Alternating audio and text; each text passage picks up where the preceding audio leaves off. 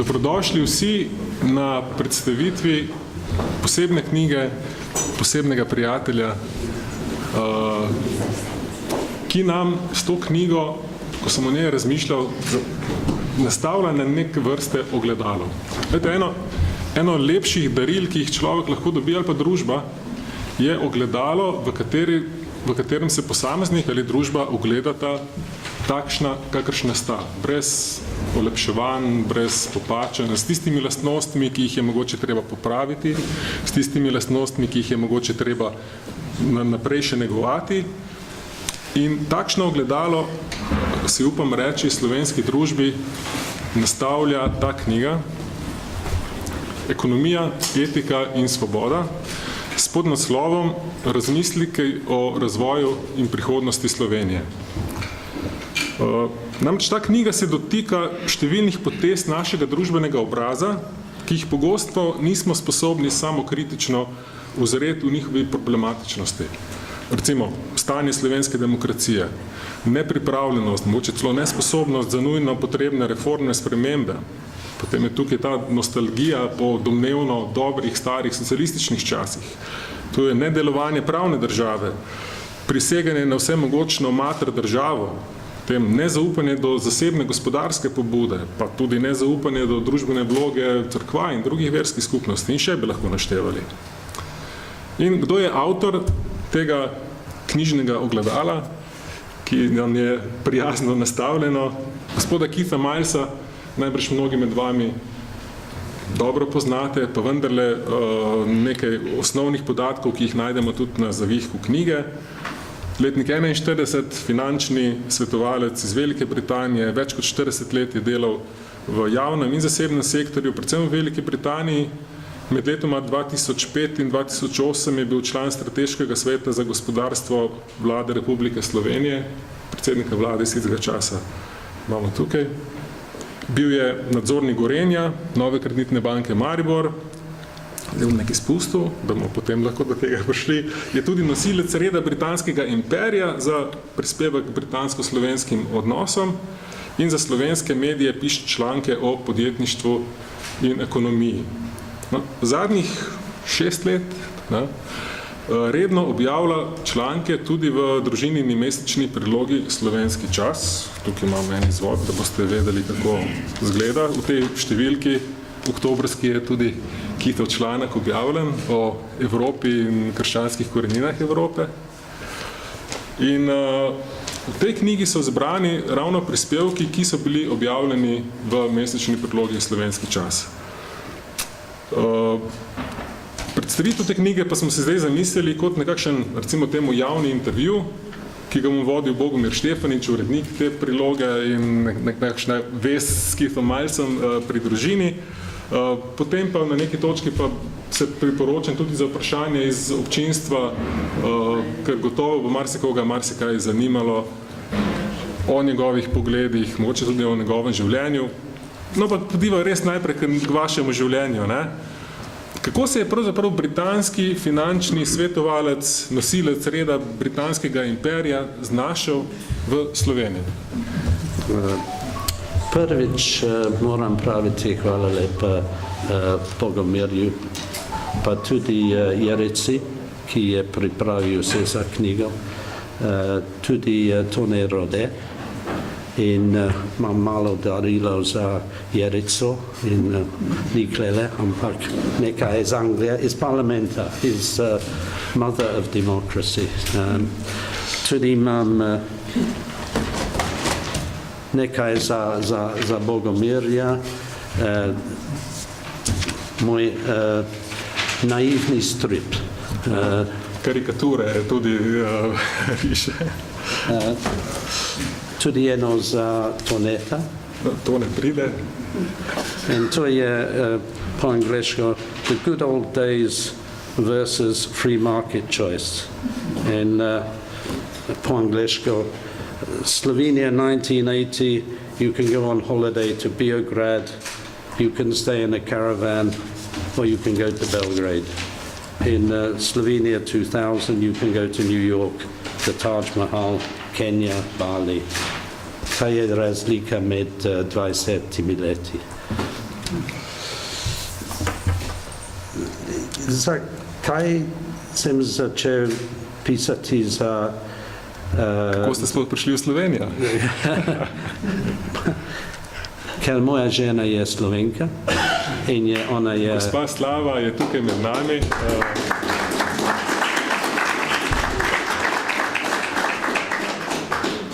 In ona je Kranjska Gorčanka, zelo stroga, patriotska in zato moram počasi biti kot Slovenec. In zakaj sem pisal za družino? Ker Boga me je vprašal. In je meni rekel, da imajo to novi del družine, slovenski čas in hočev, da družina bi bolj odprt do cel narod Slovenije. Ni samo za katolike, samo notranji, da bi vprašanja, ki so iz cela sveta. In jaz sem rekel, v redu, bom poskusil in če gre v redu, bomo videli, če sem tam čez 3 mesece ali nisem. In če sem klele 6 let kasneje. In on je rekel, da tisti članki morajo biti free market ali ekonomski ali kot to, ampak kaj je krščanska vizija na tisti stvari. In zato to je bil moj direktiv, da sem dobil iz Bogomirja. Počasi on je rekel, ok, ti pišeš, kar hočete. In zato pišem drugi stvari kot Margaret Thatcher. On je pravi kristjanka in kar v Južni Afriki tudi to krščanstvo je bilo zelo pomembno za sprememba iz apartheid do normalno državo. In upam, da tisti članki so bili zanimivi in tudi moram praviti hvala lepa prijateljem, veliko vidim, ki sem srečal čez časa v Sloveniji in hvala lepa vsem, da ste prišli. Ampak jaz sem vas res prosil, da pišete o ekonomskih temah z krščanskega vidika. Ja. Ampak v Sloveniji pogosto ljudje mislijo, da krščanstvo in ekonomija nekako ne gresta skupaj, da sta si celo nasprotujoči. Zdaj, vi sami menite drugače, to meni, kaj lahko krščanstvo pametnega pove o ekonomiji? Ja, najpomembnejša stvar razumeti, da dobra ekonomija je etična ekonomija. Najslabša ekonomija je koruptirana ekonomija. Je bolj učinkovitost, če je etična ekonomija. In to pomeni, da je bolje za vse. In krščanstvo, to je etična pot in zato za mene grejo skupaj. In nažalost, cerkev v Angliji tudi klele ne pravijo veliko, da kapitalizem je dober. Smo videli in si pisali nekaj meni, da papež je rekel, da kapitalizem ubija. To je mogoče medija ni pisal dobro, ampak kapitalizem je sistem in je sistem za ljudi. Če je nekaj narobe v bančništvo, naprimer, je narobe, je slab, ker tisti ljudi v bančništvu so narobe. Cerkev ne pravi, da katoliška cerkev je slaba, ker je bil abuse na Irskem. Je zelo slab. Zakaj je bil abuse na Irskem? ker tisti župniki, tisti učitelji tam so bili slabi. Krščanstvo ni bil slab. Je tisti ljudi v sistemu, ki so bili slabi. Kapitalizem to je sistem in praktično je neutralno. Praktično.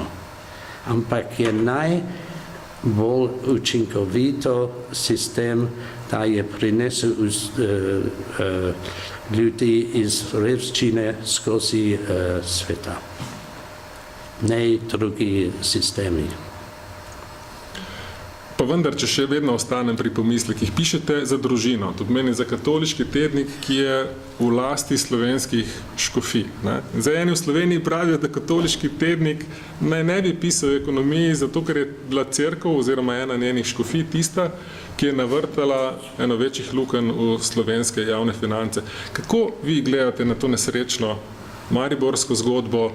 V bistvu pa tudi načeloma, kako vi gledate na cerkveno upravljanje s premoženjem? Kako naj cerkev upravlja s premoženjem, ki ga sicer nujno potrebuje za svoje pastoralno delo? Jaz sem pisal nekaj v članku od tega. In mi smo imeli, ni tako isto, ampak problem kot to v anglikanski cerkvi v Angliji. So imeli veliko nepremičnine v Londonu. In so najdli, da veliko tiste gradbe so porabili kot prostitucija. To je bomba za cerkev. In so razumeli, da če imajo investicije, mora biti pod kontrolom eksperti, ampak strategija mora priti iz vrha cerkvi. In druge cerkve so naprimer Methodist Church, so rekli, da ne bomo imeli investicije v Južni Afriki, ko je bil v tem času apartheid. Tudi so rekli, ne bomo imeli investicije v tobacco companies, ali ne bomo imeli v environmentally bad companies. Strategija je na vrhu, ampak praktis mora biti v rokah ekspertov. Ampak tudi zdi se mi, da cerkev, ko so ustanovili Krekova banka ali Zvon 1 ali Zvon 2, so dali impresija, da vsi katoliki bo dobro, če bi dali svoj denar katoliški državi, društvi. To je, po mojem, to ni bilo, no, that was not sensible, ni bil pameten. Kaj naj se naučimo iz tega zloma? Mora biti we would say po angleško, consulting board, ki gledajo, kaj je dobra investicija. In ker cerkev je šel v rokah slabi ljudi, Zvon 1 in Zvon 2, problem pride nazaj k cerkvi. Če so odločitve bili pod kontrolom eksperti, kot vidim Andrej tam ali Peter ali drugi, ki znajo, ki so pridni ljudi, ki so slabi ljudi, ne bi v tisti mes. Ne bi bili v tistem dreku. Dobro, če uporabim vaše besede, mogoče smo pa v dreku. Tudi cela družba, ker nismo opravili tranzicije na tak način, kot mogoče vi menite, da bi bilo dobro. Namreč ena od rdečih niti vaših prispevkov ni samo ta krščanski pogled na ekonomijo, ampak tudi slovenska polovična tranzicija, ki se kaže na različnih ravneh. In na katerih, recimo, področjih se vam zdi, da je Slovenija v svojem razvoju, namreč besedo razvoj imate v podnaslovu te knjige, mislim, da ste imeli besedo razvoj tudi v podnaslovu svoje prve knjige, Poti do več svobode. To meni, kateri problemi na tej poti razvojni so bili tisti, ki so zaustavljali hitrejši napredek? Za mene ni bil po angleško break med starim sistemom in novim sistemom. Je bila kontinuiteta. In nažalost nismo imeli ilustracija klele in še zdaj ne vemo, če sodniki ali ljudi na vrhu so bili guilty of human rights abuses. Ne vemo. In ni možno zdaj imeti ilustracije, kot so imeli na Polskem ali na Češkem, ampak je zelo pomembno, da imamo transparentnost, da vemo, kje so bili tisti ljudi v slabi časi. In ne vemo. In je čudno. In zato, ko pogovarjamo z enim, ne vemo, ali on je bil za totalitarianizem, ali on je bil za klientelizem, ali drugi stvari. Ne vemo. Mora biti a break between the old and the new. Ste se tudi kot svetovalec vlade v tistem obdobju 2005-2008 srečevali z ljudmi, za katere niste vedeli, kdo so, kaj mislijo, kaj hočejo, za koga delajo? Ko jaz sem bil v ekonomskem svetu, v času vlada Janeza Janša, moram praviti, to je bilo po mojem bolj normalno, ker na svetu je bili ljudi na levi strani, drugi kot jaz na free market side, tudi drugi na desni strani, je bilo čist odprt. In moram praviti, da je prišel 2 ali 3-krat premijer Janez Janša, tudi gospod Pajuk, tudi drugi ministri in so poslušali. Tudi je prišel 2 vladara sindikata, so prišli in smo pogovarjali, kako gremo naprej. Nažalost, ko ta vlada je padla, to openness ni šel naprej, škoda. In mi smo pripravili poročilo, to je bil letu, kaj je bilo, 2007. In mi smo rekli v poročilo, da posojila raste preveč. To je bil pred krize svetovne. Smo rekli, in kaj, nažalost, vlada je padla in nova vlada, Pahorjeva vlada in Križanič, niso slišali, so mislili, da mi eksperti, mi smo politiki, mi smo na eni strani politiki. Nismo bili, mi smo rekli, to je situacija. Je bil Kranjec tam, je bil Križanič tam, je bil Vasle tam, je bil Marijan Senjur, je bil spektrum naroda. Nažalost, ni še imamo isti sistem. Škoda. To normalne države imajo ideje ali mišljenje od vse strane. Je potrebno imeti to še. Če dobimo novo normalno vlado, upam, da bo še eno svet kot to. No, ko govorite o tej raznolikosti, a se jaz prav spomnim, da je bila prva vest, ta strokovna vest Slovenijo pri vas, gospod Jože Mencinger, pa tudi gospoda Kranjca ste zdaj omenjali, to pomeni tisti časi osamosvajanja Slovenije. V bistvu gre za ljudi, ki imajo precej drugačen pogled na ključne ekonomske vprašanja kot vi. Kako ste lahko sodelovali tako različni ljudje, okrog bistvenih vprašanj?